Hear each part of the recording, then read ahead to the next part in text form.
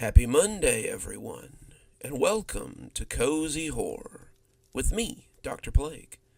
Let's get you set up with 5 great stories by me, Dr. Plague, to start your week off right. Today's topic of discussion is cats. We have so many great stories involving cats, so let's see if we can't find a couple to help you ease into this new week. Starting off, we're going to talk about a cursed house who's haunted by a particular cat. So let's talk about the Phantom Cat. I shivered as I tried to get the paper to catch in the fireplace. For such an ostentatiously large house, it was a little infuriating that there was nothing left to burn except a newspaper I had found on the sidewalk. The place was huge and cold and utterly useless to me, but it was home. I remembered a time when I was very young, when the house had still been bright and full of light and laughter. My grandfather had tried to beat his family legacy, but all he had managed to do was watch his children die. I'd sat in front of this fireplace on Christmas morning and watched my parents look around like they were expecting a monster to walk through the door. I'd watched my grandfather stop halfway through unwrapping something and look at the entryway like he was looking for the ghost of Christmas past. I hadn't understood then. I was too young. But I understood now, and I realized this wasn't a house. My ancestral home was a tomb, and there was a headstone waiting in it for me somewhere. I looked back at the entryway. I looked for the creature that my grandfather had been so nervous about, but it wasn't here yet. The fire crackled and then went out as the paper burned up to nothing. I tried to get it to catch again, but it just wouldn't. I lay on the floor as I pulled my coat around myself. It would do no good to go looking for fuel in this house. The house was barren, empty, and there was nothing here for anyone to make use of. I had been back a few years ago to look for family secrets or antiques that I could sell, but I suppose I knew what I would find. There was nothing in the house, not a piece of furniture, paper, books, anything. It was like the house in the Grinch book that my mother had read to me when I was very small, except that the Grinch had left hooks and wire on the walls. There was nothing here, except 13 stark and bare rooms. 2 bathrooms with nothing but fixtures that would never work again. A library with no books. A kitchen with no appliances that had been cold for ages. And an attic you could play handball in. It was so empty. I shivered as I heard something move around near the kitchen and wondered if tonight was the night that I would get to meet him. It had to be him. Nothing else lived in this house. There were no rat droppings anywhere, no roach or bug carcasses, nothing to show that they had lived and loved in this house, not even any cobwebs to show you that spiders had once nestled in the nooks and crannies. When I tell you the house was empty, I mean it was utterly empty of everything except me. As I lay there shivering on the floor, I could only think of one thing. I could only curse my 6 times great-grandfather for killing that stupid cat. The house in question, 3616 Weatherby Lane, is an expensive lot on the Gold Coast. The property itself is worth millions, never mind the house, but it seems impossible to sell. Trust me, I've tried. People come to look at the house, they come to look at the land, but they're only over for a few minutes before they simply turn and walk away. The land has water access, it has its own solar array, it has a swimming pool that you could use for Olympic events, but no one wants it. It's something about the house on the property They come in all smiles and high hopes, but after 5 minutes of being here, they simply turn around and leave. My family's been trying to sell the property for 3, maybe 4 generations, and we just can't manage it. There's a curse here, a curse that started with something as insignificant as a cat. He must have heard me thinking about him, because as I lay there on the floor, I heard a single loud meow echo through the house. It wasn't the curious meow of a pet, or the warning meow from a feral cat. This was more like the testing sound that a ghost makes as it tries to make you look where it isn't. The cat had been here for as long as my family had. It hated us, and it wanted to watch us end. I suppose it probably had good reason. People who own cats don't realize how long a memory they have. Cats can hold grudges for a strangely long amount of time, and if they don't like you, then they're never going to like you. That's why we fear the sound of that cat so much. My 6 times great-grandfather built this house back in 1898. He was an oil baron and a land developer, the kind of titles that don't really mean anything anymore, except that he had enough money to pursue whatever he wanted. He had a lot of money, too, and he was very open with it when it came to his family. His wife wanted to live on the Gold Coast, wanted to move away from the ranch they had owned in the Midwest, and her husband had accommodated her. He had built her a mansion, a house big enough to hold the children they intended to create. 13 rooms, 2 bathrooms, a sitting room, a library for all their books, a kitchen that would fit all the servants her father had set out west when she had married her new husband, and a big enough backyard to host several sporting events. He had spared no expense, and I found myself wishing that maybe he had saved a little of that money for the children's children's children that would come after his. The old cat had started coming around even before the house was fully built. He was an old black Tom that lived on the property, and the workmen had fed him and played with him in between shifts building the house that would become my family home.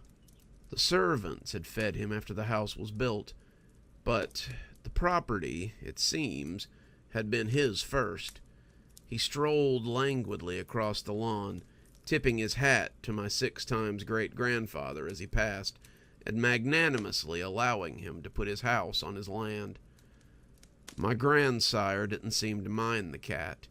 He didn't feed it, or pet it, or name it, but he seemed to accept that the cat lived there as well, and the two were more than happy to live together in peace.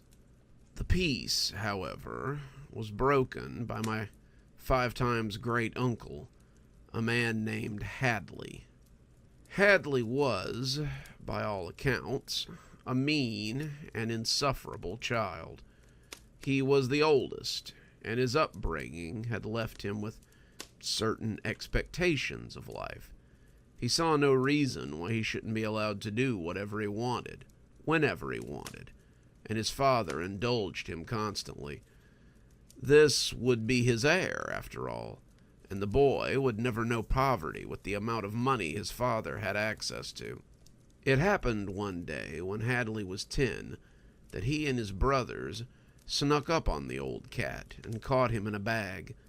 They ran out with him as the cat yelled and spit, but it wasn't until they threw him in the nearby lake that things escalated. The cat barely made it out alive, the wet sack clinging to it. But from that day on, he despised Hadley and his brothers. It began as nothing more than a scratch. My uncle was walking to the front gate so he could meet some friends. One of his friends was going to bring a horse, so the 3 of them could ride into town and get up to more than simple hijinks. Reports were vague on what exactly he planned to do, but when something scratched his ankle, his plans were the farthest thing from his mind. It's said that the scratch wasn't very deep, little more than a paper cut, and the Black Tom had run away far faster than my 5 times great uncle could catch him. It bled a little, but he thought very little of it. He meant to meet his friends, and he did go into town, but he had to cut his visit short when he began to feel poorly. It's said that the fever came on quickly, and by the time he got back, he could no longer sit his horse. His father attempted all manner of cures, both common and extravagant, but he just wasted away as they sat and watched. The cut was the source of the infection, and it was likely what today would be known as cat scratch fever. Before you ask, I thought it was just a song by Ted Nugent as well, but apparently it's a little bit more serious than that. It was said that the Black Tom sat on the outside rail of the window and watched over my uncle until he breathed his last, and then he began to systematically hit his brothers as well. My 5 times great-grandmother, the one who would unknowingly be the source of my birth, was just a baby then, barely 6 months old, but the cat scratched each of the sons in turn and left them in a similar state.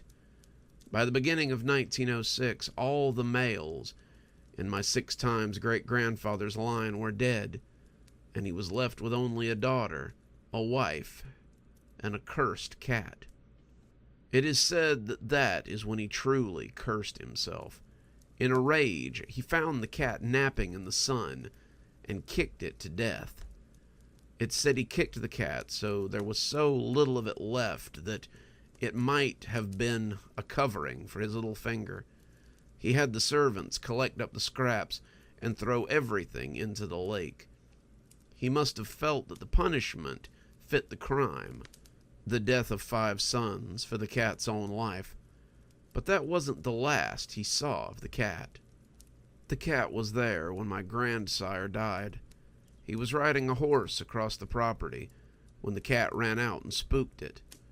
It went over top of him, killing my grandsire and the horse in one fell swoop. They took him to the house, trying to save his life, but he lived only long enough to tell them one thing. He lived long enough to tell them that he had seen the Black Tom, and then he died, writhing in pain in his marital bed.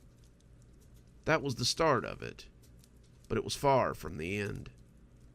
I heard another of those long and spooky meows from somewhere in the house. I pulled my coat tighter around myself, shuddering and wishing it would go away. I had never done anything to this cat. I've never even met it, but still it haunted my family line, and likely would until my death.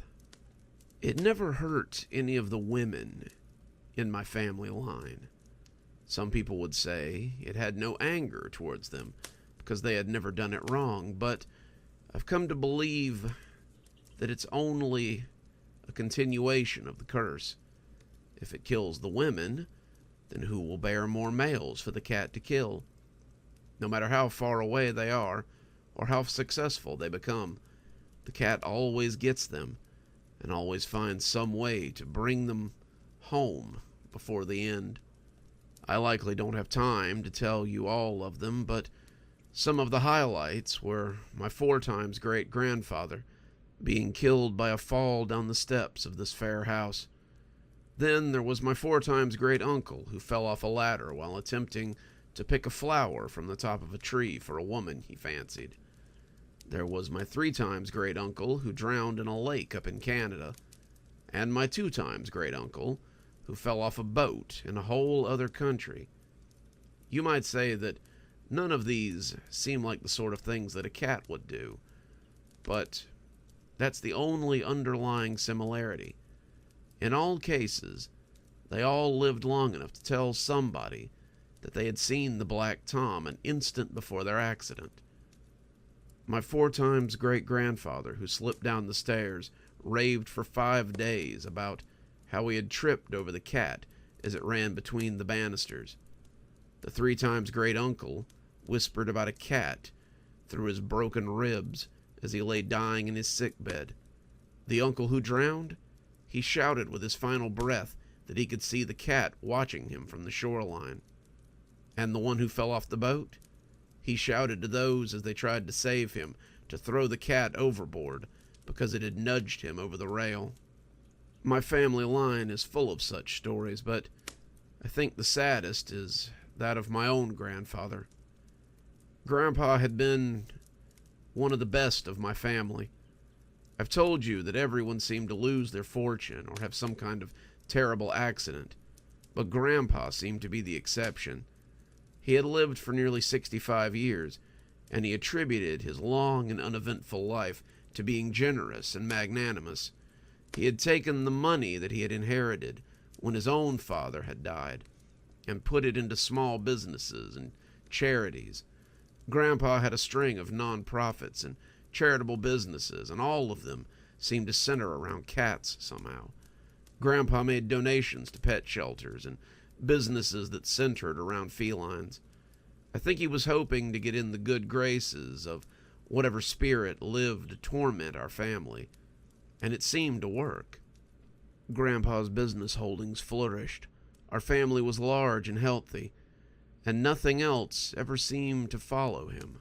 He seemed immune to the usual old man diseases, things like Alzheimer's or cancer, and he was always very generous with his family as well. He died when I was 16, and I'm sure he knew better than to think that he had gotten away from the curse when he did. Grandpa's favorite time of the year was Christmas. You could always count on lots of presents and lots of good times spent with family in the old family home. It was something I looked forward to as a child, despite the fact that it seemed like everyone was always nervous whenever we gathered together. Like I said, they always seemed to be looking for the cat to come in so that the curse could be renewed. They had told me the histories, but I didn't believe in it, and neither did many of my cousins. We had had successes and good luck for nearly 3 generations, and it was something we intended to keep doing. My parents had sent me to a boarding school, something they seemed to think would make me wise and capable of great things when I got older. To me, it just seemed like an excuse to get me out of Chicago and send me away just in case the curse wasn't done with us. I can't really complain.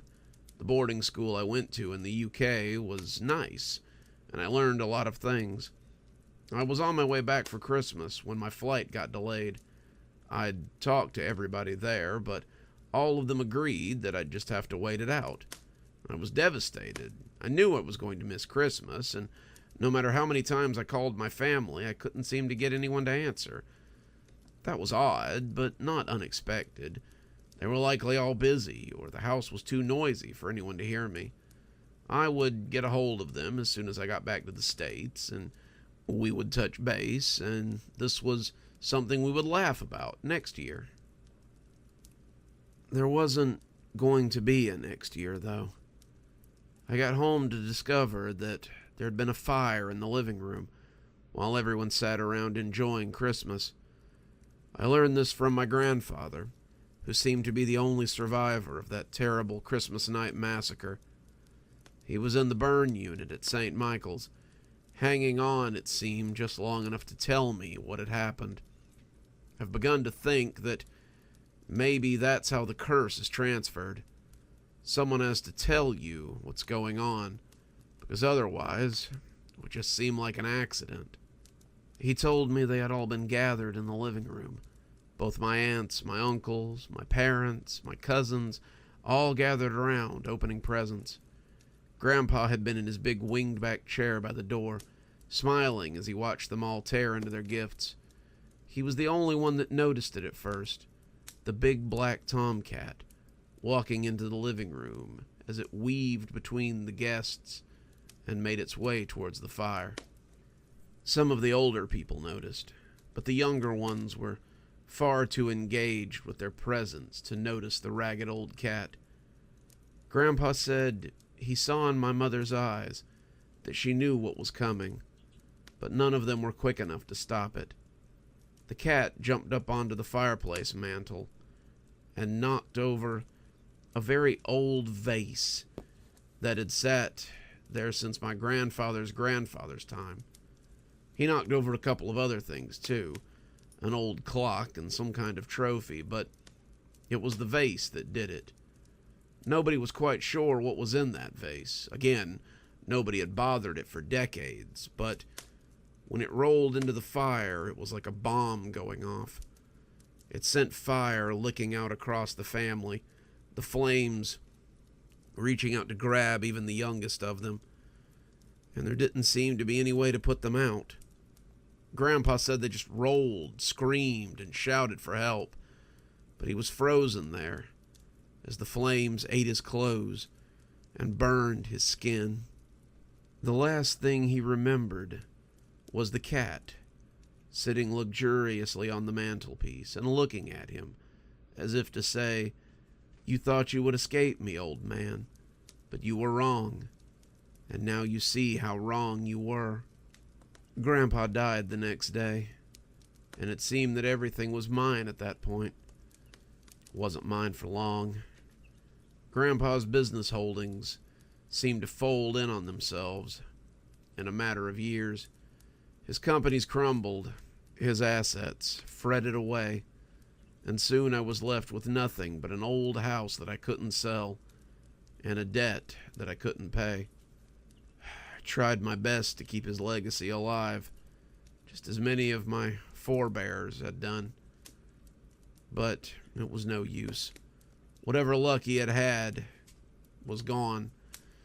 The cat had burned it all up. It also appeared the cat had gotten tired of this little game. I heard a confused meow inches from my face and opened my eyes to see that moth-eaten old Tom staring down at me in curiosity. I reached out and stroked its fur, and it pulled back with a hiss and sent a single claw licking across my palm. Then it walked away, back into whatever purgatory had kept it for so many years. I've been sitting here looking at that long red line across my palm and wondering if I'm going to die like my Uncle Hadley. I wonder if it'll hurt, and I wonder if I can do anything about it. I don't know if I will. What if the doctor can save me, and I have to live with this curse just long enough, create someone else who will have to live under it? Maybe when they find me here, sitting next to the fireplace, after I succumb to the fever that I can already begin to feel burning inside me, they'll know that my family line and the ghost of that phantom cat are both finally extinguished. Maybe go put an extra bowl of food out for your cat. You don't want to end up in the same situation. Our next story is about a man looking for a cat out in the snow at his girlfriend's behest, and he finds a little bit more than his favorite feline. So let's hear a story about paw prints in the snow. It all started because my wife's cat just couldn't stay in the house. Marbles was not what you would call a smart cat. He was half wild, but my wife had found him when he was a kitten and cooed and petted some of the feral out of him. We'd found him about 3 months ago, a poor little bundle of fur that was shivering in the October wind, and despite his hisses and swipes, my wife had bundled him into her scarf and brought him home. We named him Marbles because his fur pattern reminded me of a marble.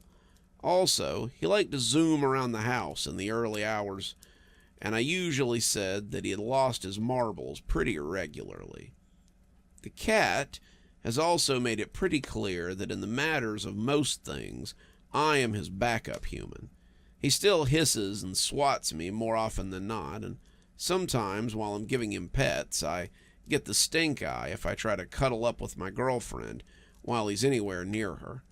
The only time he seems to be happy to see me is when his food bowl is empty, and only then until it's full again.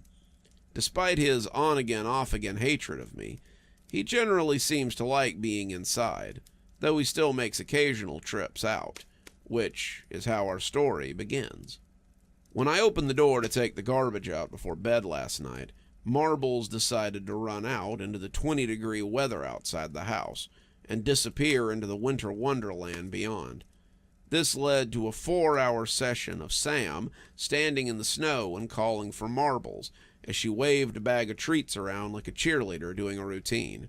I humored her until I looked down and realized that it was 2 a.m, and she'd been standing in her flip-flops and sweatpants long enough that her skin was starting to turn blue and her teeth were chattering. Marbles hadn't even put in an appearance, and as I herded her inside, she made it pretty clear that she didn't want to leave him outside all alone. Sweetie, he came from outside. He's been back since. He probably has a hot date or something and knows of a nice, snug place to stay warm. Give him a night to shiver in the cold and he'll come back. She didn't like it, but she went to bed, and I held her until she finally fell asleep. The alarm started barking at 7:30 the next morning, but luckily, I had the day off. My intentions were to sit around in my bathrobe and play video games until it was time to make dinner. But as I sat on the couch, Sam gave me that look that let me know that I would ignore her request at my peril. Before you get into your game, I want you to go look for Marbles. I sighed, and it must have been pretty deep because her eyes gained a few shades of anger. Oh, I'm sorry. Did you have something better to do? Babe, you know he won't come to me. Marbles hates me. I might have an easier time calling you up a feral cat from the woods than him. No, she said, her voice already sounding watery. I don't want another cat. I want Marbles. At least go try. He's probably sitting somewhere cold and hungry and waiting to come in. It's 18 degrees outside, and I can't stand the thought of him out there all alone. Please, for me? I sighed again. She knew I couldn't say no when she asked like that. So, as Sam went off to her shift at Walmart, I bundled up in my thickest coat and my heaviest snow boots and went out to look for Marbles. I was trailing smoke from my first cigarette of the day as I called out for Marbles and looked for footprints. The snow on the ground was old. It had snowed Monday, and today was Wednesday, and there were plenty of tracks in it. It had been a while since I had claimed to be anything close to a Boy Scout, but I recognized deer tracks and raccoon tracks as well. I also saw what I thought were cat tracks, and sighed again as I noticed them heading off into the woods. Great. A winter hike was just what I wanted to do today. Marbles, I called, hoping he would come out and I could go back in. No such luck, and I left a little pile of treats in the snow to hopefully coax him back as I looked. I clumped off into the woods. The snow, only a few inches worth of frozen crust by this point. It was still in the trees, however, which I discovered as it fell on my head and soaked me through to my undershirt. I shivered, shaking it off as I followed what I hoped were cat tracks through the winter wonderland. The snows had been bad this year, but this was the longest I could remember them hanging in there. It would be a hell of a flood when it finally melted, though I suppose that would be a problem for the little places further downstream. As I walked, I kept looking around like I expected to see something big and angry following me. It was a feeling, something on the back of my neck, but when I glanced in the direction that my neck hairs were going, I didn't see anything. It was just snow and scraggy trees as far as the eye could see. I didn't like it. This was South Carolina after all, and the thought of being stalked by a half-starved bear or a cougar or something was extremely off-putting. I was still following the tracks, getting ready to give up, when I saw the little bastard. He was just standing there. The swirl on his side was kind of hard to make out, but it was definitely him. "Marbles!" I yelled, trying to inject some enthusiasm in my voice as I said it. "Come on, buddy. Let's go home."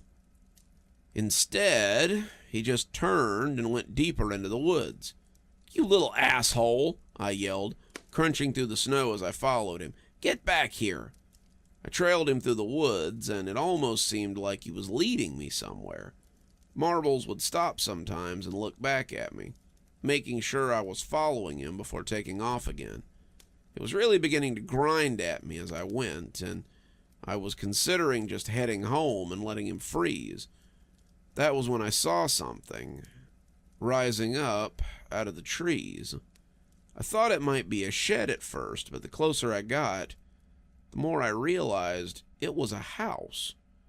I came out of the trees and into a clearing that held a huge, dilapidated, 2-story house. The roof had fallen in on it, making the second story look like a sagging cake topper, and the windows on both floors were either broken or cracked all to hell. It was black, like tar black, and the porch was long and sweeping as it tried to hold the roof up on the groaning thing. The top was covered in snow, the stuff just falling in now as it sat empty, and I wondered how I had never seen this thing before. I was no hiker, but Sam and I came out here regularly for walks. How deep in the woods was I? Could I find my way back out before I froze? These questions and more scrolled through my head as I approached the house tentatively. If ever there was a haunted house, it would be this place. I imagined I could see faces behind the fractured glass, though I was pretty sure it was just the snow glare, and the whole structure seemed to invite me closer. It felt like I was supposed to go inside, like I was meant to see this sagging hulk, but as I came to the porch, I heard a pitiful meow and the crunch of snow. I turned, and there he was. Marbles was standing next to a busted-out basement window, and I winced as he jumped inside. There was no way I was going in there, but as I heard the pitiful meow again, I knew that I would have to. Sam would never forgive me if I left her cat in this sagging monstrosity, and as I got down on my hands and knees, it was hard to miss the red stains in the snow. Something had come through here recently, and it had been injured. The window wasn't just broken either. It was busted inward, and I could see the glass on the floor of the subterranean space. It was dark in there. The other windows seemed covered in snow, but I thought I could just make out something moving in there. "Marbles," I called, hoping he would come out. I heard a meow, but it wasn't from the basement. "Marbles," I said, seeing a head come to the edge of that darkness. That was Marbles, but as the meow sounded again, I realized it was behind me. I turned my head, and there he was. Marbles looked bad. He was hunkered on the porch, shaking and shivering, and it looked like one of his back legs was injured. He was watching me with real fear, like he was trying to tell me not to go down there. And as I got up, I started walking towards him. I could hear a sound like a panther from the depths of the basement. That wasn't Marbles down there, and whatever it was big. I grabbed up the cat and tucked him in my coat before I took off running. He shivered against me. Poor little guy was half frozen, and I found my tracks as I ran along, trying to get back to the house. Behind me, I heard something come tearing out of the basement and just start running after us. I tried to look behind me to see what it was, but it was kicking up too much snow for me to see. It looked like a huge cat, but that was a good guess, and as good a one as I could make. I cut left and cheered internally as it hit it and came up short. I just couldn't see what it was. The sudden flurry of snow made it hard to see much of anything, but I could see a familiar rock poking from the snow. The rock was a spot we usually looked for on our walks, and it meant we were about a quarter mile from the house. My lungs were burning, and Marbles had sunk his claws into my shirt deep enough that I could feel them through my undershirt. Whatever had been after us had stopped chasing us. At least, I didn't see it anymore. But as I slowed down a little to catch my breath, I could sense that feeling of being watched again. Marbles was still spooked. his claws hanging on, and his wet hackles were up. But the closer we got to the house, the more I thought that it might be over. When I heard the snow cracking about 5 minutes later and saw the huge whatever it was rising up out of the crusty ice, I knew I had been wrong. It was covered in snow, and I thought that it might be some kind of bear. It was as big as a grizzly, but it looked long like a cougar or a mountain lion. It loosed a roar like a lion before it jumped at me, and I did the only thing I could do before it hit me and mauled me to death. I went flat, Marbles yowling as I crunched into the snow, and as it passed over me, I jumped up and started running. I was running without any real destination, just trying to get home before this whatever it was got me, and I could put a door between it and me. When the road came into view, I realized I had overshot.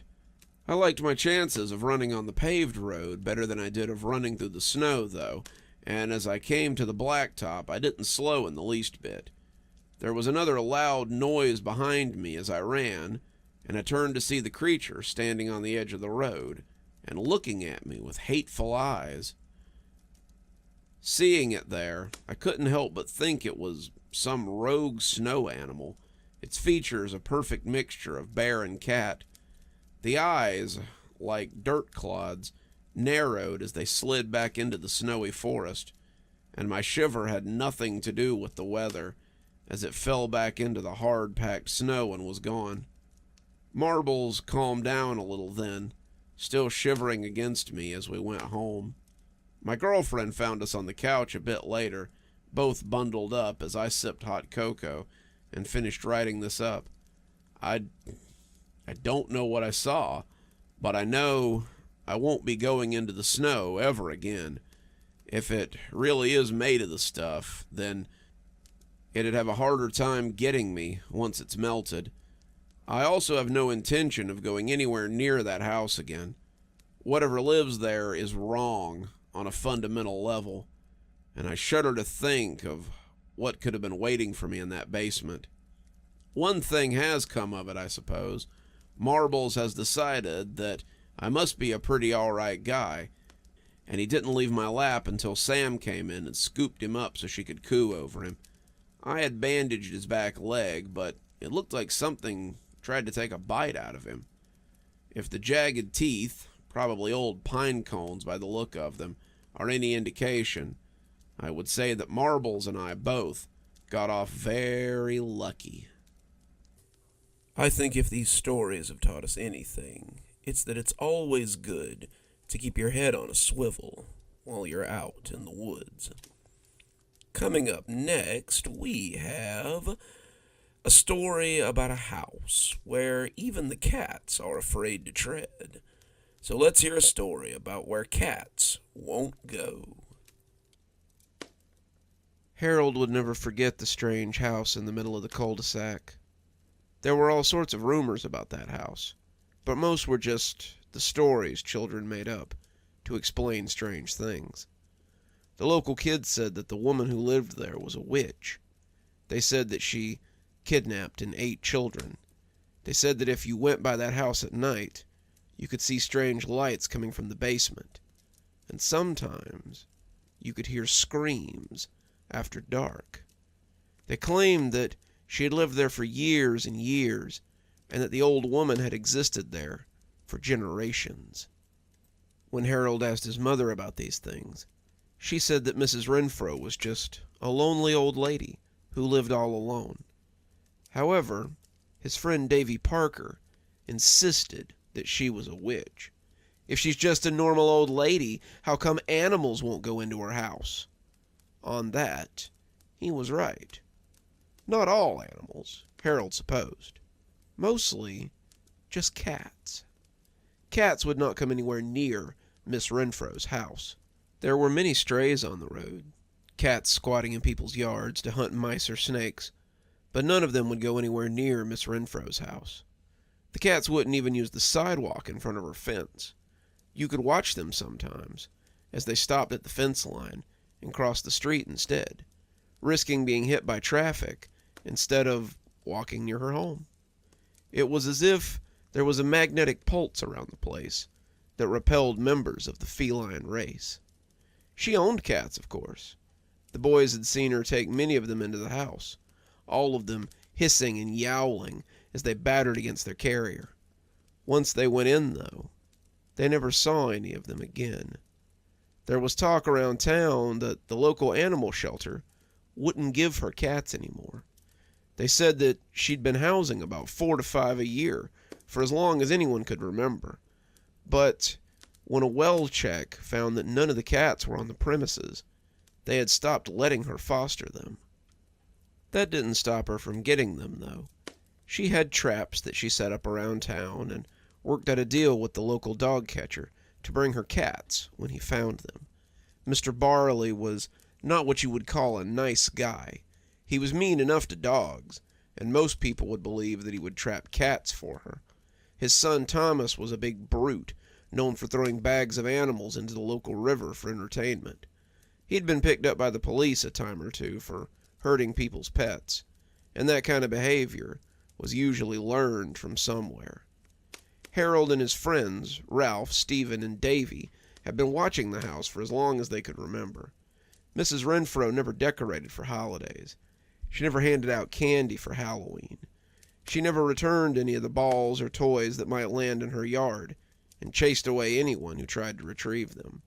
No one ever went there to sell magazines or chocolate bars for school fundraisers, and if they tried, they were always chased away. Mrs. Renfro was a sour old woman, somewhere in her late 50s or early 60s, but there was talk that she might have been older than that. Harold's mother told him about how Mrs. Renfro had acted the same way when she was a kid. It couldn't have been the same Mrs. Renfro, though it does look just like her. She constantly ran kids off her property, or yelled at those who rode their bikes too close to the fence. She was a sour old crone, but this must be her daughter or a cousin or something. The Mrs. Renfro that I knew would be older than dirt by now. She told the boys this story as they sat eating watermelon on the back porch one summer, and it sparked a real fire in them. They wanted to know more about Mrs. Renfro, and in their minds, it could absolutely be the same one. Her reputation for being a wicked old witch had been cemented in the minds of most of the town's children. The idea that she had existed there for multiple generations wasn't as far-fetched as Harold's mom had thought it was. So, as they started their school break, the boys began spying on their reclusive neighbor. Like the nerd he was, Ralph wanted to start with the boring bits. "We should go to the library. We can see if they have the same Mrs. Renfro that lived there when Harold's mom was a kid." "And how are we going to do that?" Davy asked. "You know they're not going to let a bunch of kids go and look at records like that. Those kinds of things are only for lawyers and policemen." The two had argued about it, but in the end, they had decided that some good old-fashioned surveillance might be their best option. So, they had staked out the old lady's house for the next week. The boys left on their bikes around daybreak and got a good spot on Davy's front porch. Davy's house was right across from hers on the cul-de-sac and had the best view of her front yard. They stayed and watched the house until the streetlights came on, all of them racing for home before they got into trouble. The streetlights meant it was dinner time, and missing dinner would make their mothers into bigger monsters than that mean old witch, Mrs. Renfro. After 5 days, the boys hadn't seen much, besides Mrs. Renfro coming home with a new cat in a carrier. Davy was getting frustrated as the sun set on Friday afternoon. "This is stupid," he said as he threw his binoculars against the grass. "We've given up 2 perfectly good baseball games, a bike race with Mark Hollister, and a chance to go to the movies on Thursday, just to watch this old lady's house." "Well, how else do you think we're going to find anything out?" Harold asked. Davy thought about it for a minute, and then he got an idea. He went inside, and the other 3 boys heard him talking to his mother. He was using his pleading voice, the voice he put on when he was trying to convince her to give him some money or let him do something. They all knew he would manage whatever he was after. Davy's mom was a soft touch, and always had been. After a little back and forth, they heard him exclaim how much he loved her and come back outside. He had his chest puffed out as he came to join them, and a smile that made him look like the cat that had caught the canary. "Ask your parents when you get home tonight if you can stay on Saturday. I think most of the good stuff happens after dark, so we can watch from the front windows and catch it." They all agreed, saying that sounded like a great idea. Davy's dad, a trucker who was on the road more than not, was still off on a delivery. Davy's mom was the doting sort, who loved to give her son whatever he wanted. That meant that even if they didn't catch Mrs. Renfro in anything, they could still play Super Nintendo or watch scary movies in his room. Even if they didn't solve the mystery of the neighborhood witch, it would still be a fun night. To no one's surprise, their parents agreed to let them stay the night, and as the sun began to set Saturday night, all four were in the living room with their binoculars out. Davy's mother had told them to not make too much racket and gone up to read in her bed. They were trying to be sneaky, but anyone could have seen the binoculars hiding underneath Mrs. Parker's gauzy curtains in the living room. It had been a slow day on watch, and the boys hadn't seen Mrs. Renfro leave her house all day. They supposed she might have snuck out while they were eating lunch or munching on the pizza that Davy's mom had bought them, but they doubted it. Her old van was still in the same position, and the package the postman had left that morning was still sitting on the doorstep. It had been an all-day event, and the boys almost vibrated with excitement as they watched the sun set behind her creepy old house. As darkness began to fall, Stephen said he thought he saw something from one of the basement windows. They all looked in that direction, and sure enough, there was something going on down there. A weird funhouse glow was coming from the windows, a soupy green color, like you saw in scary movies. Davy said he thought he saw smoke, too, and the longer they looked, the more the boys imagined that they could see smoke curling up from underneath the windowsill. Not the kind of smoke you got from a fire, of course. This was soft and translucent, like the smoke you saw when your mom made soup. "I knew it! I knew if we stayed past dark we'd see something." Harold thought the glow was cool, but it wasn't really proof of anything. For all they knew, that's where she kept her TV, and she was just watching something weird. Maybe she was down there smoking the stuff that he caught his sister puffing on behind the house, and they were watching no more than her relaxing after a long day of being terrible. Either way, the glow wasn't much proof of anything. "We need to get closer," someone said. It wasn't until Harold found the other three looking at him that he realized he had been the one to say it. "That's a great idea," Davy said, putting down his binoculars. He looked pretty excited about the prospect of sneaking up on the old woman's house, but Harold suddenly wished he hadn't said anything. Mrs. Renfro's house was creepy enough in the daytime, and the idea of going over her fence at night was a little too spooky for him. "It was just a thought, guys. If she caught us sneaking over there after dark, she'd have we can go out the back and creep around the side of the house," Davy said, clearly not listening. "My mom will never hear the door and think we've just gone up to my room if she comes downstairs." Stephen and Ralph were all for it, though Harold thought Ralph looked a little queasy. Just to be safe, they all went running up the stairs like a herd of gazelles to get their flashlights from their backpack. They had all brought them with the idea of telling scary stories later that night. But they might be put to better use now.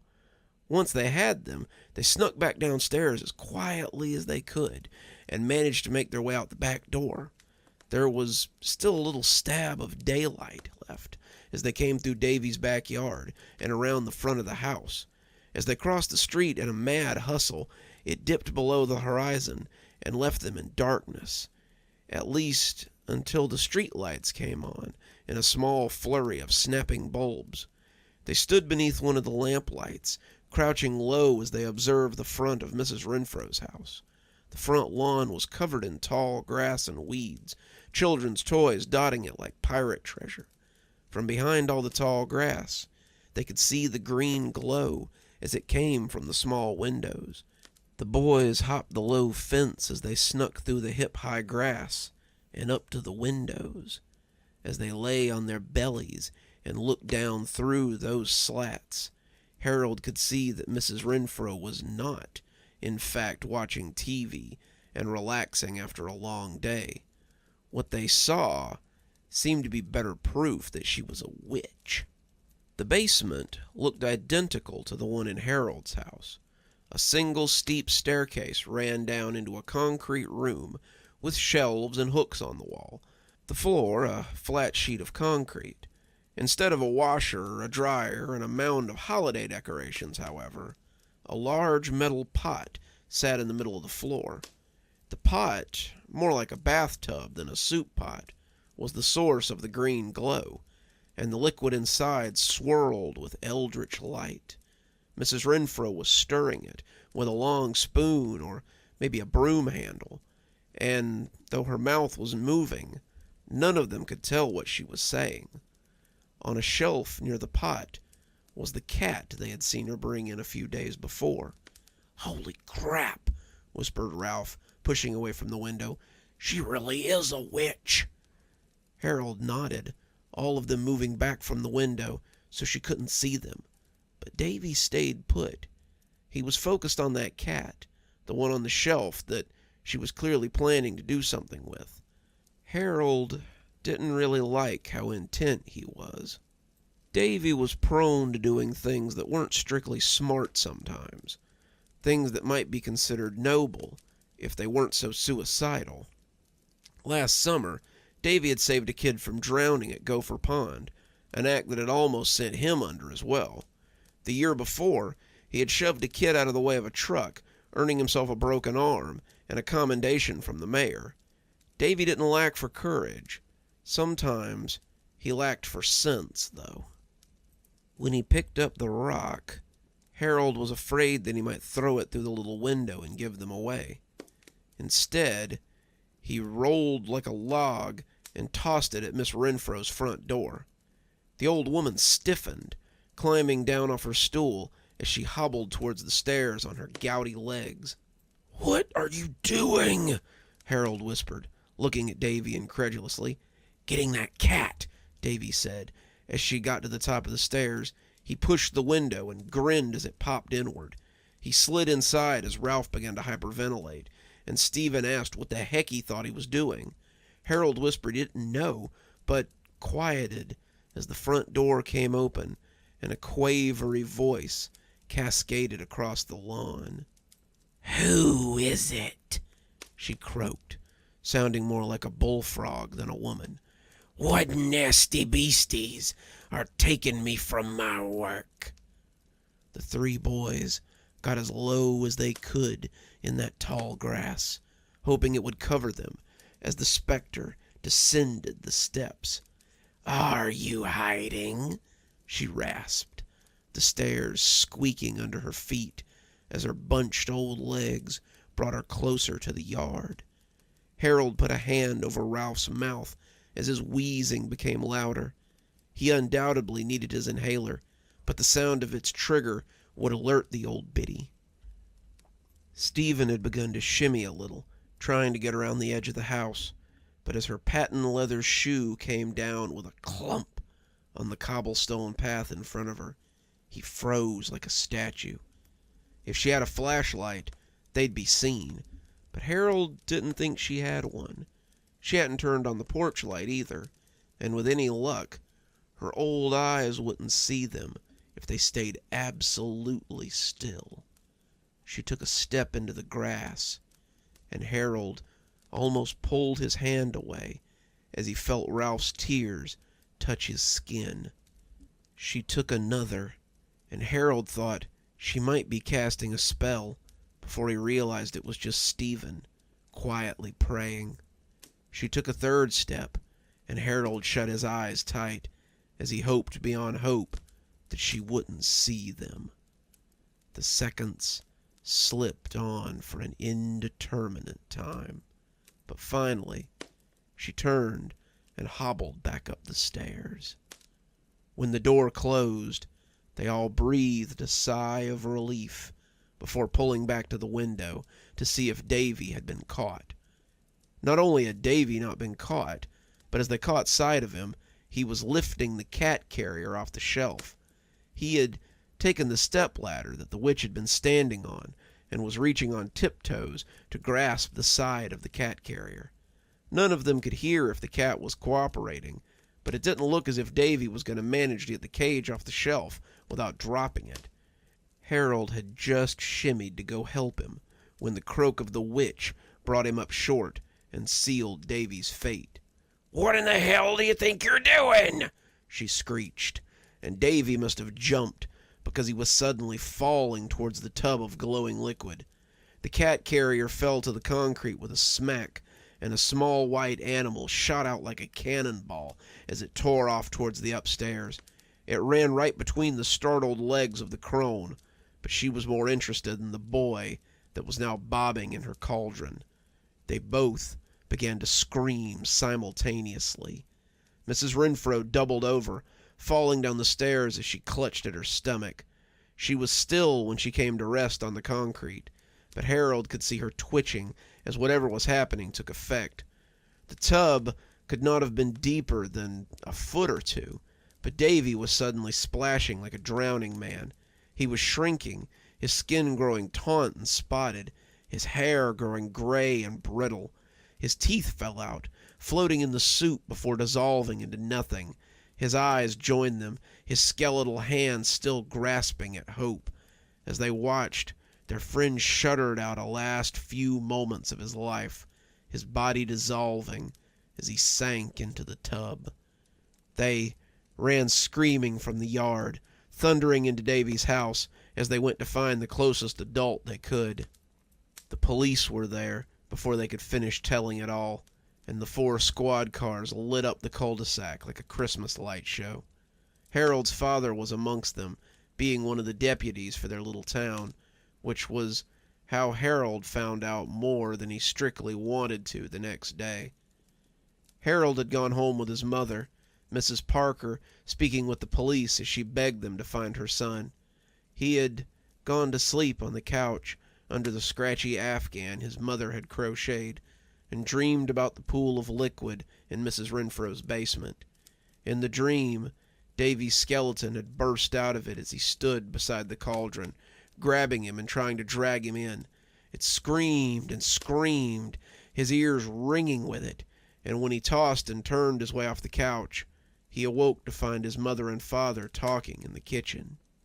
Old Biddy was kinda nuts.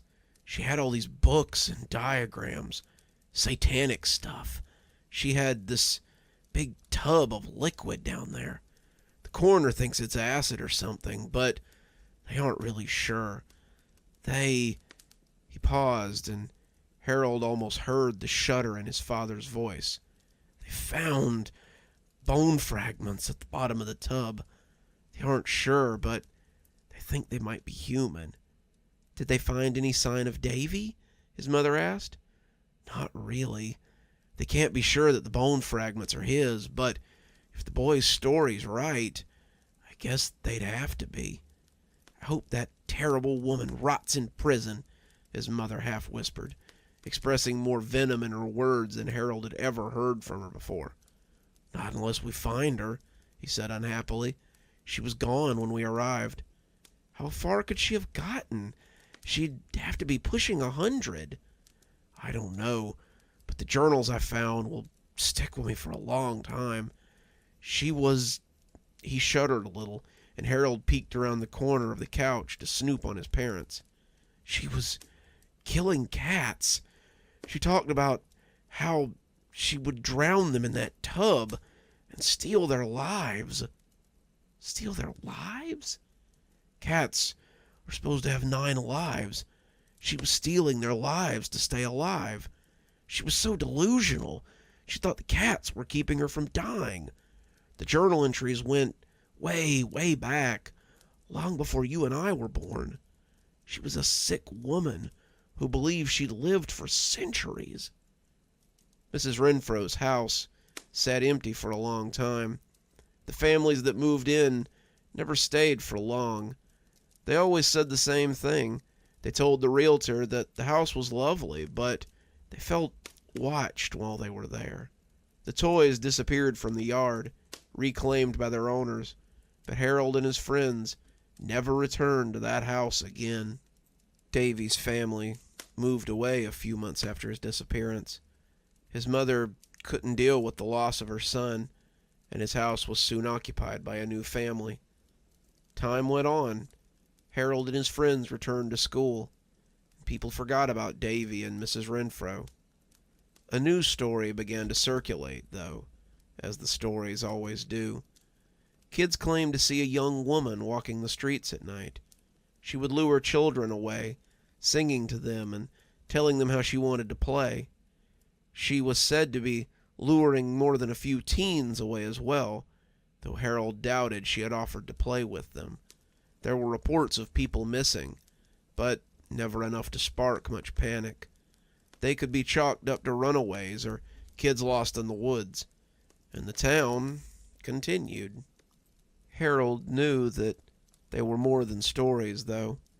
He saw the woman outside his window most nights, he and Stephen and Ralph. She called to them, telling them to come and play. She told them that Davy missed them, and they could see him again if they wanted.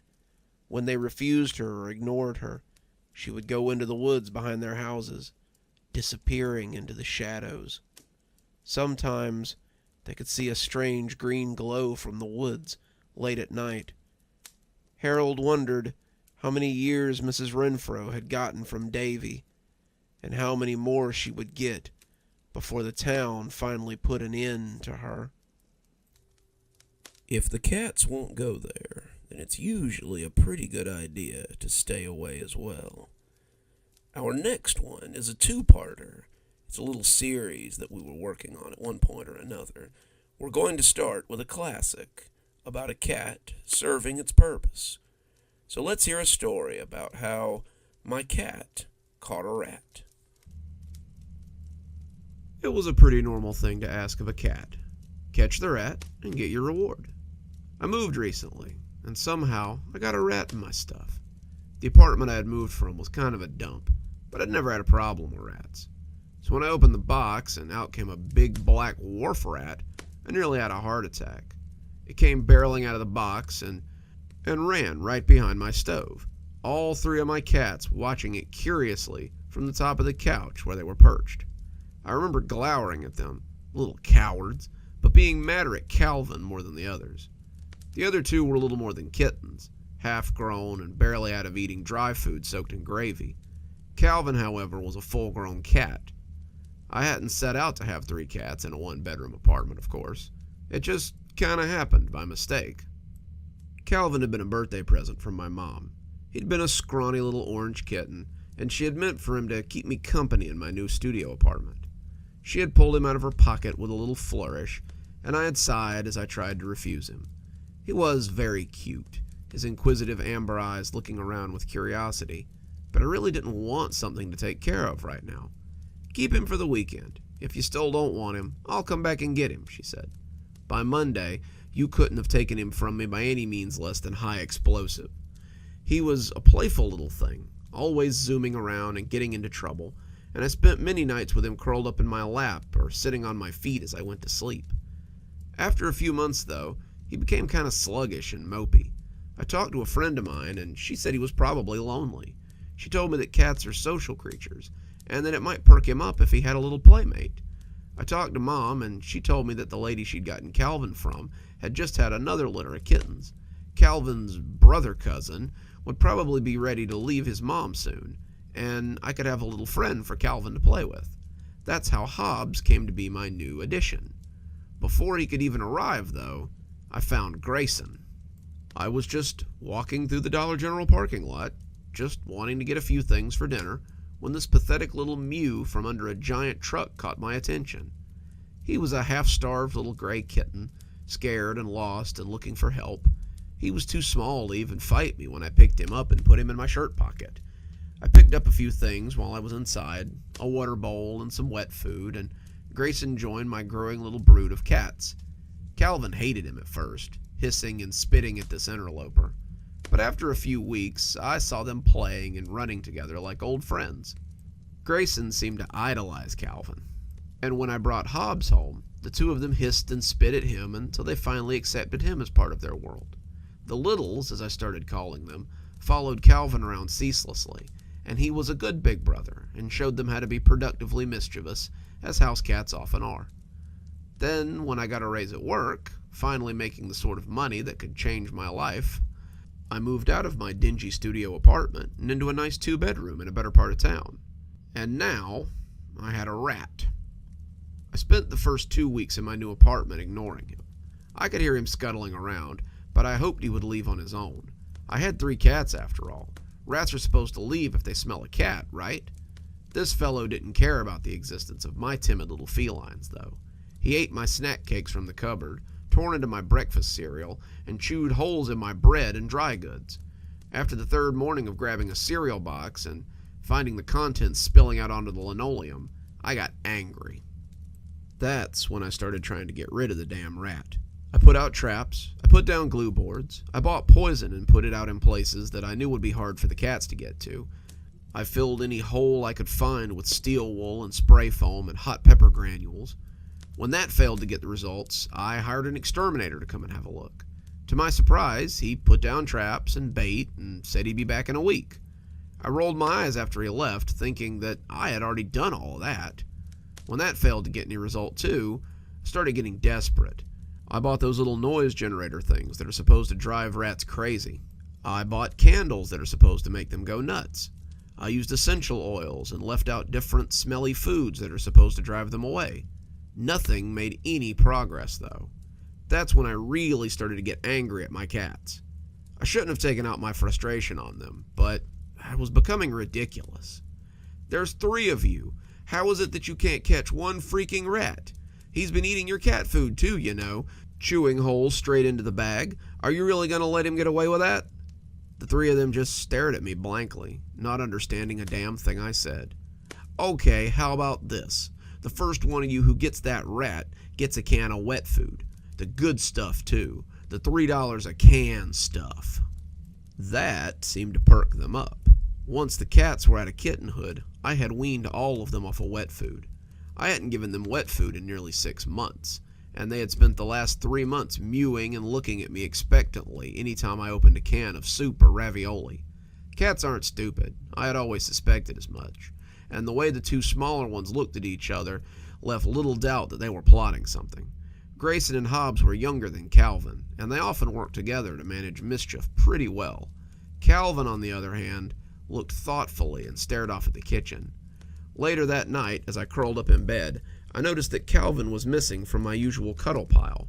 Grayson was sprawled across my chest, Hobbs laying on my pillow as his fluffy body lay across the top of my head, but Calvin's comfortable weight was absent from my legs. Calvin had slept across my legs every night since he'd come to stay with me, and it was strange now to be thinking about sleep without him there. I called him, patting the bed and pss-pss-pssing at him, but he refused to come to bed. Finally, I just rolled over and went to sleep. He'd turn up. When he finally turned up, it was to show me the dead wharf rat dangling from his teeth. I woke up slowly as the big yellow cat put his paws on my chest. I opened my eyes and saw the dead rat hanging inches from my face.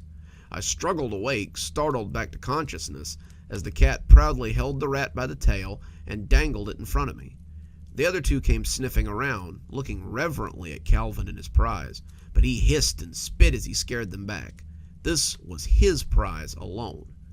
He followed me into the kitchen, the rat still swinging as I looked through the cabinets for any wet food we might have left over. I found a can of Old Fancy Feast, something I had picked up for a special occasion, and when it went plop into the bowl, he dropped the rat and began to eat. As he dipped his head to eat, I got my first look at the rat. It was unbloodied, its fur unruffled from a fight, and the way its body had curled made me think that Calvin had jumped on him and broken his back. I swept him into a dustpan and dumped him out onto the fire escape, leaving him out there for the scavengers to pick apart. I heard Calvin hiss at the littles as they came close, scattering them before he went back to eating. I reflected that it might have been a mistake to introduce Calvin to wet food again. Calvin had, after all, been the hardest to break. He had never really had it before the kittens came into the house, to my knowledge. He'd been big enough for dry food when Mom brought him to me. Until Grayson had come, he had never had a taste. Grayson had been small, much smaller than Calvin, and I had quickly learned that they could not eat anywhere near each other. Calvin would take Grayson's food without hesitation, snarfing up all the wet food as quickly as possible. It didn't seem to matter if it made him sick or not. He would fill his belly with as much wet food as he could get, and then flop down in a contented ball. It got to the point where I had to feed Grayson in my bedroom, the poor little kitten wasting away as his food was stolen again and again. I did the same with Hobbs, but Calvin still seemed to find a way to take their food sometimes. Calvin was sneaky, and when his amber eyes found something they wanted, he tended to get it. I should have known when he flopped over, his belly full, that this wouldn't be the last. The next night, as I was getting ready for bed, I walked into my room and yelped in horror as I nearly tripped over a second dead rat. This one was a little smaller, a little more normal rat-sized than the wharf rat Calvin had brought me the night before. As I inspected it, he crept silently up and butted my leg.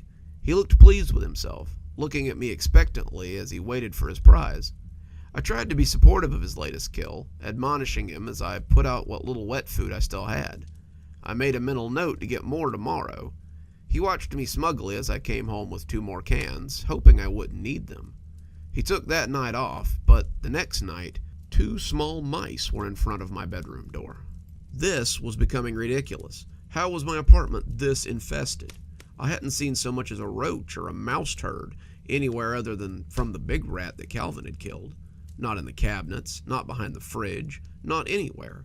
Suddenly, Calvin was turning up with 4 to 5 times the number of rodents I had thought I had. And that was a problem.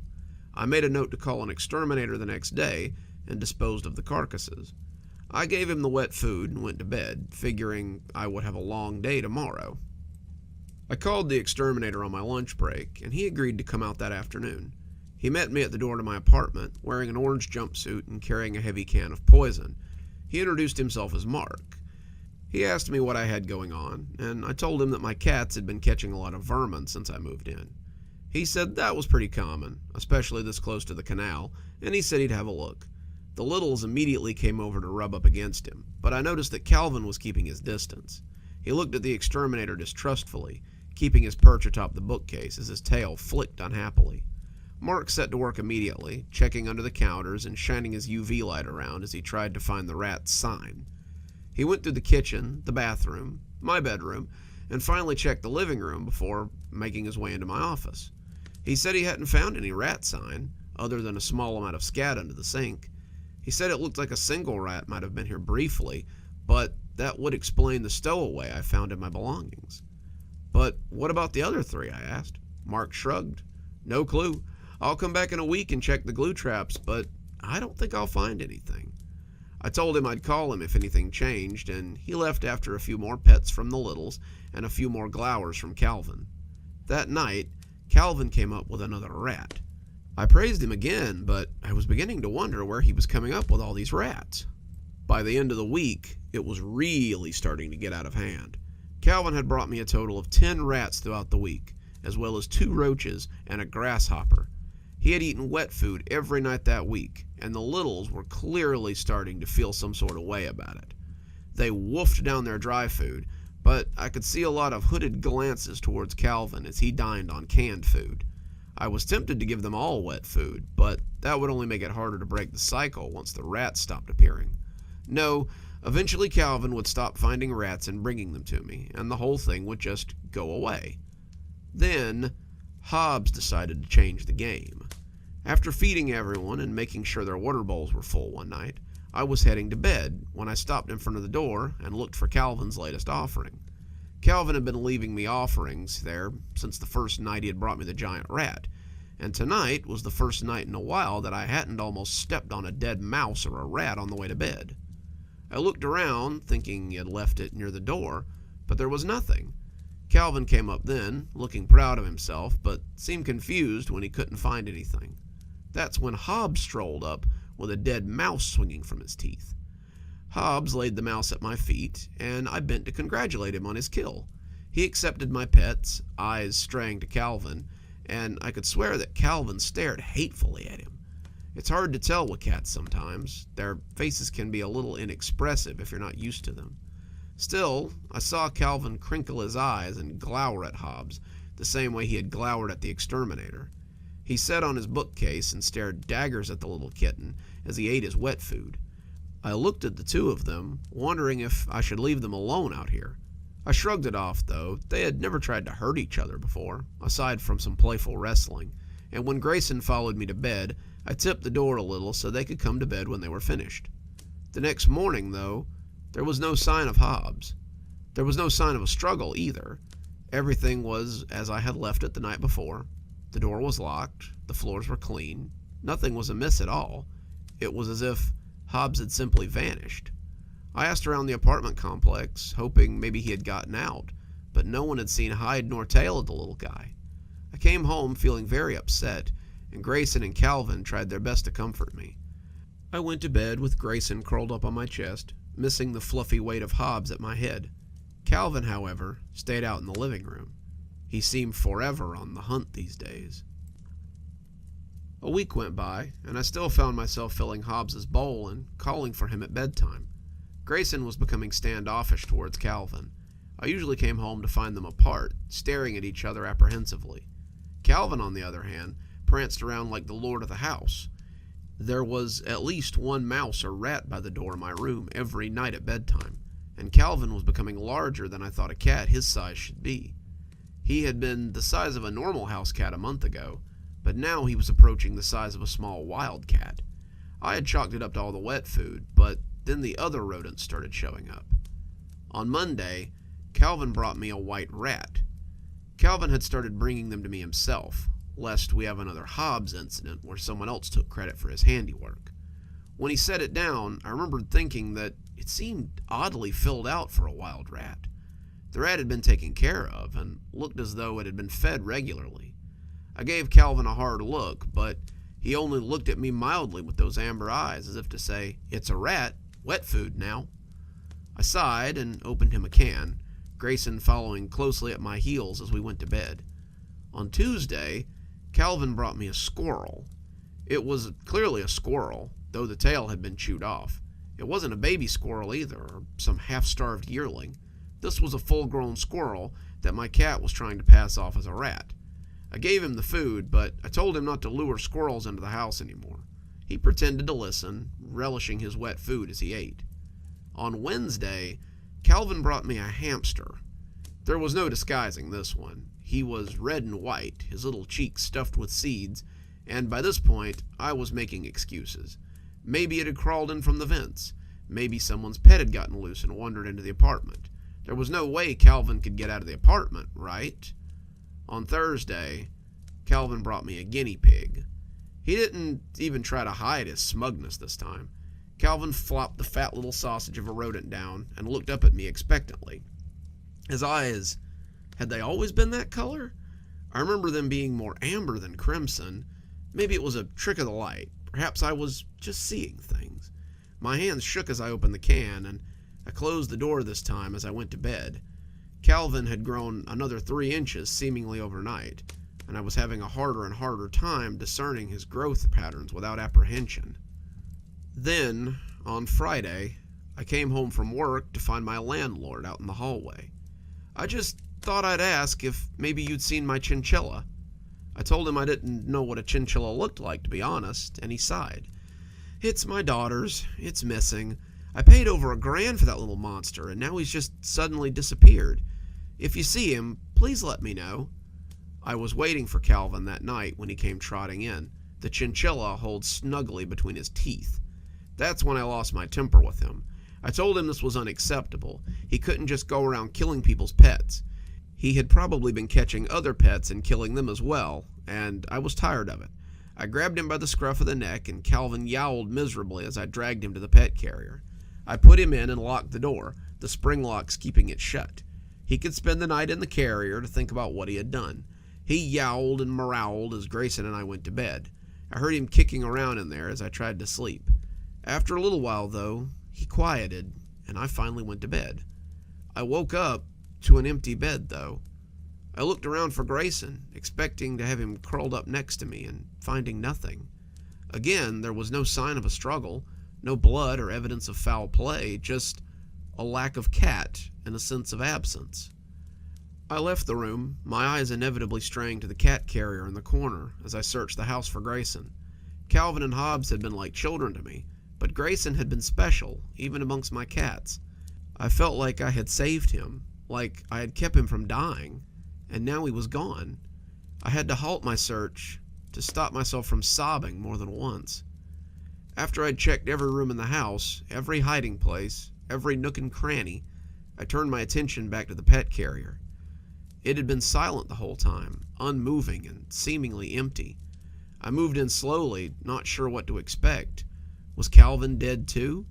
He had spent a lot of time last night yowling, and now he was as silent as the grave.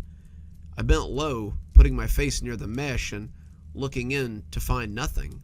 The pet carrier was empty. I jumped when someone knocked on my door, their thumping sounding frantic.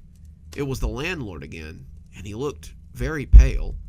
"Excuse me, I'm going door to door. Have you seen, I mean," he lost what little composure he had, and I felt his face press against my shoulder, his tears moistening my shirt. "My son's missing. Have you seen anyone who might have taken him? I put him to bed in his crib last night, and when I woke up this morning, he was just gone. His mother's nearly catatonic, and the police can't find any evidence of a break-in. I don't know what to do. I'm seeing if anyone has seen anything. That's all I know to do." I commiserated with him, telling him that I would let him know if I saw anything, but my guts were already a-roil with fear. Surely he hadn't. There was no way. He was there on the coffee table as I closed the door, tail flicking in agitation. There was something in his mouth, something thick and pink, and as he rose up and sauntered over to me, I backed away, not wanting to see what it was. He was leaving little red splotches on the floor in his wake as he carried the strange offering to me, and I was even more certain that I didn't want it anywhere near me. However, when my bottom came up hard against the door, I was out of room to retreat. He lay the offering at my feet, looking up coldly with none of his usual smugness, and staying put to watch as I pushed it over with the toe of my shoe. Even without the toes, I could tell it was a small, delicate foot that someone had unceremoniously detached from the owner.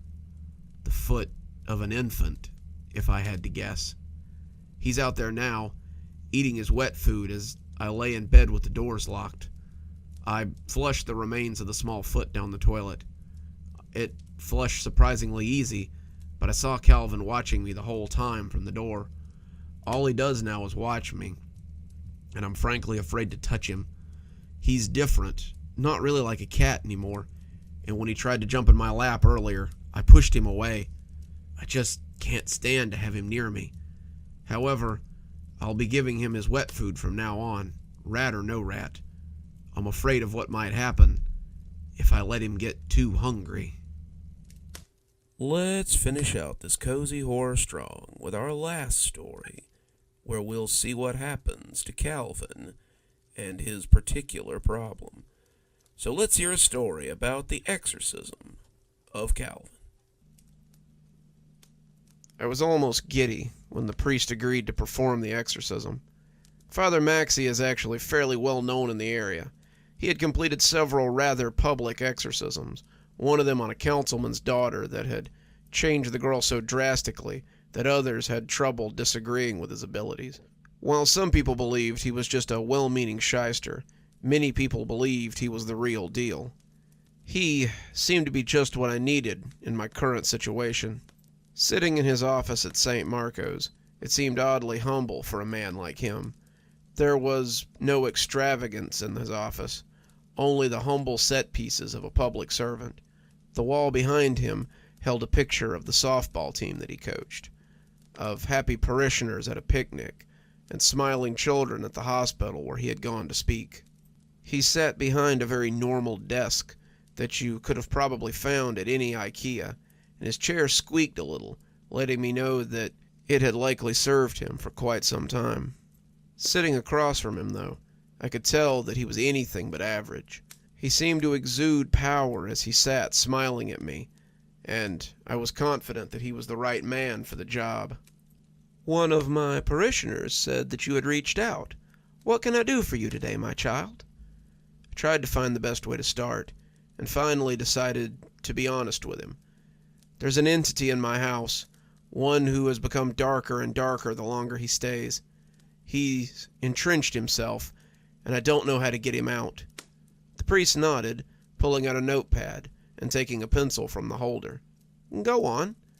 It was nothing at first. Small offerings, things that didn't need to be in my house anyway. But he started hurting my cats, and now both of them are gone. It's not uncommon for entities like this to target small things that can't defend themselves. Has this entity taken up inside someone you love? A child or a wife, perhaps? Actually, it's taken up in one of my cats. The priest looked at me as if trying to see if he had misheard me. "I'm sorry, did you say a cat?" I nodded, certain now that he would laugh and tell me that I was overreacting. He would tell me to stop wasting his time and send me on my way. Then I'd have to go home to my apartment and look at that large orange feline and see the realization there. He would know what I had done, know where I had been, and I would likely suffer for it. To my surprise, the priest told me to tell him more, and I sighed in relief, glad to have someone who believed me.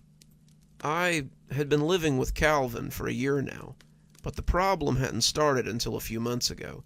He was such a delight at first, he and his brothers filling my home with joy, but that was before he had begun to bring me gifts.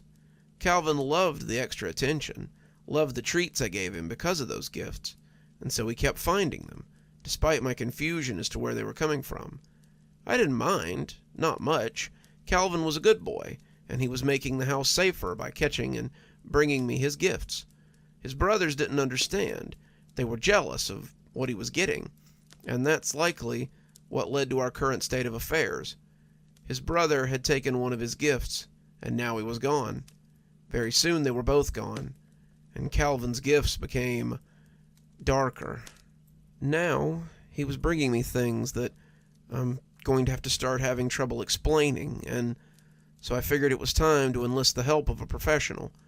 As I finished, the priest furrowed his brow and circled something on the notepad. "Are you sure it's the cat?" he asked. He didn't seem skeptical. He sounded more like he wanted to be sure before he made plans. "I am," I told him. "What makes you so sure? It could very well be someone breaking in and leaving these things. It could be something else entirely, something that you're not seeing." I shook my head. "It's definitely him, Father. The way he looks at me, the way he acts, it's all so different than it was before the rats. I don't know what it is. I don't know where it came from, but he's not the same cat that I took in a year ago. The anger and the heat in his eyes isn't something I've ever seen in a cat before. It's almost human, and its intensity, I don't know how much longer it'll be content to let me wander around in its space." Father Maxey nodded, putting the notebook into his pocket as he reached under the desk for a leather bag that looked like a toiletry holder more than anything. "Very well, let's go." I was speechless. Just like that? "My son, I've been in this business for a long time. I've learned to read people, and I can see that whatever this presence is, demonic or not, you are terrified of it. If my presence will help alleviate that terror, then I owe it to you and to God to go and have a look. Believe it or not, my calendar isn't as full as some people might think. I have to be back for evening mass in a few hours, but until then, I can go and help you with your problem." He begged my patience for a few minutes, as he took out the stole of his office and checked the bag to make sure he had the things he would need. He took a tin from his desk, and I saw that it was full of the host, the wafers they use for communion. He took an old worn Bible from his desk and placed it under one arm, as he told me to lead the way. He rode with me to my apartment, and the second we came to the front, I knew something was off. The sky over St. Marco's had been blue and clear, but the sky over my apartment was full of angry clouds, and the wind that whipped the father's robes felt like a hurricane. The people inside looked out the window and marked us, more than a few of them crossing themselves as we walked inside. I think they had felt a darkness gathering around the apartment as well, and they hoped that Father Maxey might be able to dispel whatever had been haunting them. There were police cars in front of the main office, and I could see the officers inside talking to the building supervisor. I tensed as we walked past them, not sure what fresh hell had happened while I was away. "Gavin," said the building super, "these men are here about the disappearance of the girl in E12. You haven't seen her recently, have you?" He seemed almost hopeful, and why shouldn't he be? His own child, his newborn baby, had gone missing less than a month ago. It had put a pall over the whole building, and sometimes you could hear him roving up and down the halls, calling for her at night. The bottle in his hand led us all to believe that the drink had driven him to it. He hoped that maybe if they found this girl, the 9-year-old who had so often skipped down the stairs on her way to school, that they would find his baby as well. They would all be safe and sound together, and the girl's family wouldn't be the only one to have a happy reunion that day. I personally doubted they would ever find a trace of either of them, unless the offering I had flushed had made its way into the sewer somehow. I told him I didn't know, but I got the feeling that the priest didn't quite believe me. The police said that if I discovered any information, to let them know immediately, and I said that I would. One of them, an older cop with a salt and pepper mustache, didn't seem like he believed me either. But he let me leave, and as we went upstairs, the old priest asked me about it. "You suspect that the missing girl is connected with your problem, don't you?" I didn't look at him, but I nodded. I've found things in the apartment the last few weeks. Hair barrettes and small toys, a kid's shoe under the couch, but I couldn't bring myself to tell him about the little foot. "And yet you came to me instead of the police." I almost laughed. "Father, I barely thought you would believe me. Imagine what kind of luck I would have, going to the cops and telling them that the missing children they've been searching for are being taken by a 20-pound house cat." He accepted my answer, but I started to wonder if I should have told anyone about it. I've been getting rid of things I find, putting them at the bottom of my garbage and praying that no one would find them. I knew what it would mean if they did. They might not believe that a cat had done it, but they would certainly believe that I had done it. They would find no evidence of my involvement, nothing besides Calvin's grisly trophies, but that would be enough. I'd be spending my time on death row after that, and Calvin would be free to roam again. We came out of the stairwell, and it almost seemed like the lights on my floor were dimmer. The budget for lights had likely never been very large, but a strange haze seemed to cover everything, and it made the whole floor look darker. I saw the father take something out of his pocket, and I was not surprised to see it was a crucifix. He had noticed it too, and he wasn't about to walk blindly into the den of evil. When we came to the door of my apartment, he put a hand on my shoulder as I slid the key in. "Open the door, but let me go in first." "Are you sure that's wise?" "I don't want whatever this is to have a chance to take you and make my job harder. Let me go in first and follow behind me. I will do what must be done, and one way or another, your problems will be at an end." I didn't much care for the implications, but I suppose there was no other way. I turned the lock and opened the door. The darkness in the hallway had been nothing compared to the darkness in my apartment. It was the middle of the day. Even with the clouds outside, there should have been some ambient light. Instead, the inside of the apartment was as black as midnight. It almost felt like a blackout, but only for my particular unit. I reached in to try to flip the switch, but the priest pushed my hand away and stepped into the doorway. His crucifix sprung to life, the brightness that of a spotlight with a huge lumen count. Inside the apartment, I could see Calvin sitting on the back of the couch and looking questioningly at us. He had his head cocked to the side, as if to ask what we were doing, and it was such a normal gesture from a cat that I almost doubted what I had felt. Had I been wrong? Had I misread the situation? Now I had drugged this priest from his duties and wasted his time. I started to apologize to the old man, but one look at his face told me that he did not share my opinion. As he began to chant in low but solid Latin, Calvin went crazy. He fell off the back of the couch, beginning to roll on the hardwood, and as the priest advanced on him, he didn't let up at all. Calvin was writhing in pain, his eyes wide as if to ask what was happening. The priest took something out of the bag with his free hand, his eyes never leaving the cat. When he spritzed him with the holy water, Calvin rolled and leaped at him. It was so quick that I didn't think the priest had been expecting it, and when the scratch appeared on his cheek, he dropped the bottle and reeled back in pain. He never dropped the crucifix, though, the glowing talisman seeming to be a part of his body. Calvin scampered off into the house, and I could swear that the fur he left behind was singed. There was a smell in the air like burning hair, and as I made to go after him, the priest put an arm out to stop me. "Stay with me. He's a wily old soul. He'll have you if he's able, now that his latest form is compromised."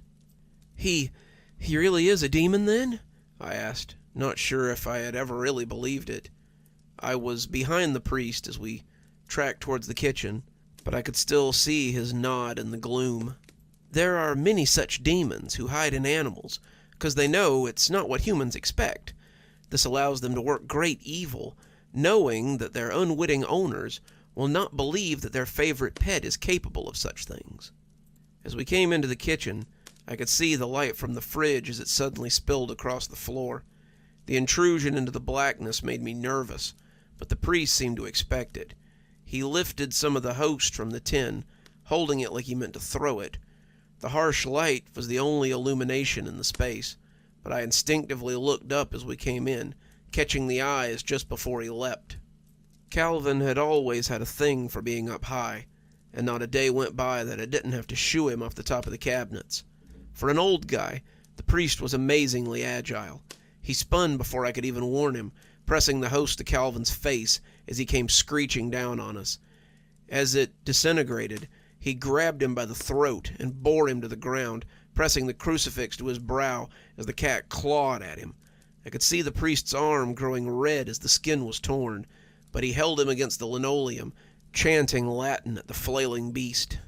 The cross glowed brightly, the harsh fluorescence sending steam up from the fluffy tom, and when his hand suddenly released, there was nothing left but some flying bits of fur and the harsh jingle of his collar as it fell to the ground. The priest sucked in a breath of pain, but smiled as he shook the remaining ginger strands from his fingers. "I'm sorry. It appeared that the demon wasn't inside your cat." I looked at him strangely, not quite getting it. The demon was your cat. I don't know why it took him so long to manifest, or even what brought it on, but your furry friend was of hell. I have sent him back, but if you notice anything strange in the future, don't hesitate to call me." He took his leave then, refusing any form of payment, and I'm happy to say that most of the oddities around the apartment have ceased. The girl from floor E was the last one to go missing, and some of that gloom that hung around the apartment has faded. No sign of the children was ever found, but I pray that their parents find some solace as time goes on. I got a dog to replace Calvin, a German shepherd that was looking for a good home, and he seems pretty happy to be my new friend. He does bark at nothing from time to time, especially in the kitchen, but I'm sure that's just a normal thing for dogs to do. I miss Calvin sometimes, and I still mourn him and his brothers and the lives that were lost to this hell kitty, but I'm sure that he's where he belongs now. And just like that, our stories are at an end for another day. I do hope you'll join us tomorrow, though, for more cozy horror with yours truly. Until then, this is Dr. Plague wishing you a wonderful day and a spooky evening.